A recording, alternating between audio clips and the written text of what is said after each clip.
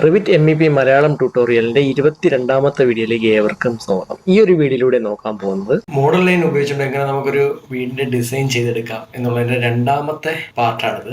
ആദ്യത്തെ പാർട്ടിൽ നമ്മൾ കുറെ കാര്യങ്ങൾ ഡീറ്റെയിൽ ആയിട്ട് നോക്കിയിട്ടുണ്ടായിരുന്നു. അതുകൊണ്ട് തന്നെ അതിന്റെ തുടർച്ചയാണ് ഈ ഒരു വീഡിയോയിലേക്ക് വരുന്നത്. ഓക്കെ, ഇവിടെ നമുക്ക് അറിയാം നമ്മൾ ലെവലിനെല്ലാം ക്രിയേറ്റ് ചെയ്ത് സെറ്റ് ചെയ്ത് വെച്ചിട്ടുണ്ട്. ഓക്കെ, ഇനി നമ്മൾ മോഡൽ ലൈൻ ഉപയോഗിച്ചുകൊണ്ട് ഈ ഒരു ഡേറ്റയുടെ അടിസ്ഥാനത്തിൽ നമ്മളൊരു വീടിന്റെ ഡ്രോയിങ് ചെയ്യുകയാണ്. ഇവിടെ കൊടുത്തിട്ടുണ്ട് ടോയ്ലറ്റ് ഉണ്ട്, അതുപോലെ തന്നെ ഹാൾ ഉണ്ട്, സിറ്റ് ഔട്ട് ഉണ്ട്, അതുപോലെ തന്നെ 3 റൂംസ് ഉണ്ട്, അതുപോലെ തന്നെ ഒരു കിച്ചൺ ഉണ്ട്. അപ്പോൾ ഇതിന്റെ എല്ലാത്തിൻ്റെ മെഷർമെന്റും കൂടെ കൊടുത്തിട്ടുണ്ട്. അത് 1200 × 1800 mm ആണ് അതിന്റെ സൈസ്. ഓക്കെ, ഇതിന്റെ വിഡ്ത്താണ് ആദ്യം കൊടുത്തേക്കുന്നത്, ലെങ്ത് ആണ് രണ്ടാമത് കിട്ടുന്നത്. അത് 1200 വിഡ്ത്തും 1800 ലെങ്തുമാണ്. ഓക്കെ, അപ്പോൾ ഇതിന്റെ അടിസ്ഥാനത്തിൽ നമുക്ക് ഒരു ഡ്രോയിങ് ചെയ്യാം. ഇവിടെ നോക്കുമ്പോൾ നമുക്ക് മനസ്സിലാവും, ഇവിടെ ടോയ്ലറ്റ് വേണം, ഹോള് വേണം, സിറ്റ് ഔട്ട്, റൂം, കിച്ചൺ, ഇതൊക്കെ വേണമെന്ന് മാത്രമേ ഇവിടെ കൊടുത്തിട്ടുള്ളൂ. ഇതിന്റെ ഡേറ്റാസ് മാത്രമേ ഇവിടെ തന്നിട്ടുള്ളൂ. ഇത് എവിടെ വരണം, എങ്ങനെ വരണം എന്നുള്ളത് കൊടുത്തിട്ടില്ല. അതുകൊണ്ട് തന്നെ ഞാൻ ഇവിടെ വരയ്ക്കാൻ പോണത് എൻ്റെതായ ഒരു ഐഡിയയിൽ ഒരു ഡ്രോയിങ് ചെയ്യുകയാണ്. ഇവിടെ ഇപ്പോൾ വോളിന്റെ സൈസ് കൊടുത്തിട്ടുണ്ട്. വോൾ ബ്രിക്കിന്റെ സൈസ് എന്ന് പറയുന്നത് 200 mm ആണ്. ഇത് ഔട്ട് സൈഡ് മൊത്തം വരുന്നത്. ഇപ്പൊ ടോയ്ലറ്റിന്റെ പാർട്ടീഷനിൽ നമുക്ക് ഇപ്പൊ ഈ 200 കൊടുക്കണമെന്നില്ല, നമുക്ക് അതിൽ കുറച്ചിട്ടുള്ള ഒരു സൈസ് വേണമെങ്കിലും കൊടുക്കാം. അപ്പം നോക്കാം എങ്ങനെ നമുക്കിത് വരയ്ക്കാന്നുള്ളത് നോക്കാം. അപ്പം അതിനു വേണ്ടിയിട്ട് ആദ്യം തന്നെ ഞാൻ ഗ്രൗണ്ട് ഫ്ലോറിലേക്ക് പോവുകയാണ്. അതായത് ഗ്രൗണ്ട് ലെവൽ 1ലേക്ക് പോകുന്നു. ഇവിടെ ഞാൻ യൂണിറ്റ് സെറ്റ് ചെയ്യാൻ പോവാണ്. യൂണിറ്റ് MM-ലാണ് സെറ്റ് ചെയ്യാൻ പോണത്. ഇവിടെ MM സിമ്പിൾ കൊടുത്തു, ഓക്കെ കൊടുത്തു. അതിനുശേഷം ആർക്കിടെക്ചറിലേക്ക് പോയി ആർക്കിടെക്ചറിൽ മോഡൽ ലൈൻ എടുത്തു. ഓക്കെ, മോഡൽ ലൈൻ എടുത്തതിന് ശേഷം ഇപ്പം ഇവിടെ ഗ്രൗണ്ട് ലെവൽ 1 ആണ് എടുത്തിരിക്കുന്നത്. നമുക്ക് ഏത് ലെവലിലാണോ വരയ്ക്കുന്നത് ആ ലെവൽ സെലക്ട് ചെയ്ത് കൊടുക്കണം കേട്ടോ, അത് വിട്ടുപോകരുത്. ഞാനിപ്പോൾ ഗ്രൗണ്ട് 1ലാണ്, അതായത് ലെവൽ 1 എന്ന് പറയുന്ന ലൈനിലാണ് വരയ്ക്കുന്നത്. ഓക്കെ, നമ്മൾ വരയ്ക്കുമ്പോൾ പ്രത്യേകിച്ച് ശ്രദ്ധിക്കേണ്ട ഒരു കാര്യം, ഈ ഒരു 4 ഐക്കൺ കേട്ടോ, ഈ ഐക്കണിനുള്ളിലായിട്ട് വേണം നമ്മൾ ഡ്രോയിങ് ചെയ്യേണ്ടത്. കാരണം വെച്ചാൽ ഇതെല്ലാം ഓരോ വ്യൂ ആണ്. നമ്മൾ സൈഡ് വ്യൂ എടുക്കാൻ നേരത്ത് ഈ ഒരു വ്യൂക്ക് അകത്തുള്ള കാര്യങ്ങൾ മാത്രമേ, ഇപ്പം റൈറ്റ് സൈഡ് വ്യൂ ആണ് എടുക്കുന്നതെങ്കിൽ ഈ റൈറ്റ് സൈഡിൽ ഈ വ്യൂക്ക് ഉള്ളിൽ നിൽക്കുന്ന കാര്യങ്ങൾ മാത്രമേ കാണിച്ചു തരുള്ളൂ. ഈ വ്യൂക്ക് പുറത്ത് നിൽക്കുന്ന കാര്യങ്ങളൊന്നും കാണിച്ചു തരത്തില്ല. അതുകൊണ്ട് തന്നെ നമ്മൾ ഈ ഒരു ഐക്കൺ ഉള്ളിലായിട്ട് തന്നെ ഡ്രോയിങ് എല്ലാം ചെയ്യേണ്ടതായിട്ടുണ്ട്. ഓക്കെ, അതിന് വേണ്ടിയിട്ട് അല്പം ഒന്ന് സൂം ചെയ്ത് കൊടുത്താൽ സൂം ചെയ്യുമ്പോഴേക്ക് ഇത് നല്ല രീതിയിൽ നമുക്കൊരു നല്ലൊരു പ്ലാറ്റ്ഫോം ഇവിടെ വരയ്ക്കാനായിട്ട് കിട്ടും. ഓക്കെ, അപ്പോൾ ഞാനിവിടെ ആർക്കിടെക്ചറിനകത്ത് മോഡൽ ലൈൻ സെലക്ട് ചെയ്തിട്ടുണ്ട്. ഇവിടെ ലെവല് ഗ്രൗണ്ട് ലെവലാണ്. ഇവിടെ ചെയിൻ കണ്ടിന്യൂസ് ആണ് വരയ്ക്കാൻ പോകണം.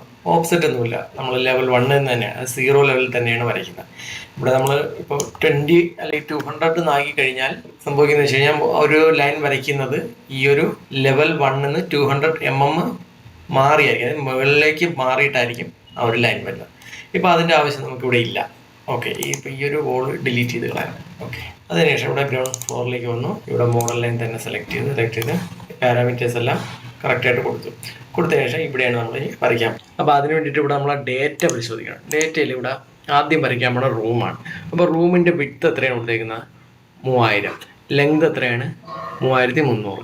അപ്പോൾ നമുക്ക് ആദ്യം ലെങ്ത് വരയ്ക്കാം. ഇവിടെ മോഡൽ ലൈനകത്ത് ലൈൻ സെലക്ട് ചെയ്തതിനു ശേഷം ഇവിടെ ഞാനൊരു ലൈൻ വരയ്ക്കുകയാണ്. 3000 എന്നുള്ളൊരു അടിസ്ഥാനത്തിൽ 3000 ടൈപ്പ് കൊടുക്കുക. അപ്പോൾ കറക്റ്റ് ആയിട്ടുള്ളൊരു ഇതിൽ വന്ന് നിൽക്കും. 3000 കൊടുത്തു. അതിനുശേഷം വിഡ്ത്ത് എത്രയാണ് കൊടുത്തേക്കുന്നത്? 3300. അപ്പോൾ ഇവിടെ 3300 എന്നുള്ളൊരു വിഡ്ത്തും കൊടുക്കും. അതിനുശേഷം ഇവിടെ ഞാനിതിനെ ഒരു ബോക്സ് ആയിട്ട് വരയ്ക്കുകയാണ്. ഓക്കെ, ഇനി ഒരു ടോയ്ലറ്റ് കൊടുക്കണം. ടോയ്ലറ്റ് കൊടുക്കാൻ വേണ്ടിയിട്ട് അതിനുള്ള മെഷർമെന്റ് നമുക്ക് നോക്കാം. ഇവിടെ ടോയ്ലറ്റിന്റെ വിഡ്ത്ത് എന്ന് പറയുന്നത് എത്രയാണ്? 1200.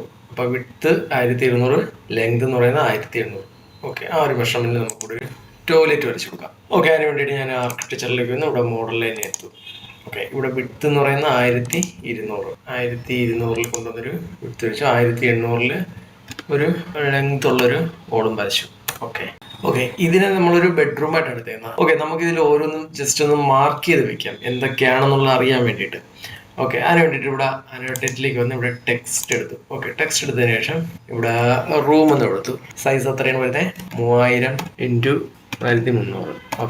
ഓക്കെ, ഇനി നമുക്ക് ഇവിടെ ഒരു റൂമും കൂടി വരച്ചെടുക്കാം. റൂമിന്റെ സൈസ് എന്ന് പറയുന്നത് സെയിം തന്നെയാണ്. ഓക്കെ, അതിന് വേണ്ടിയിട്ട് ഇവിടെ സ്റ്റാർട്ട് ചെയ്യാം. ഇവിടെ നമുക്ക് 3000 ആണ് വരുന്നത്.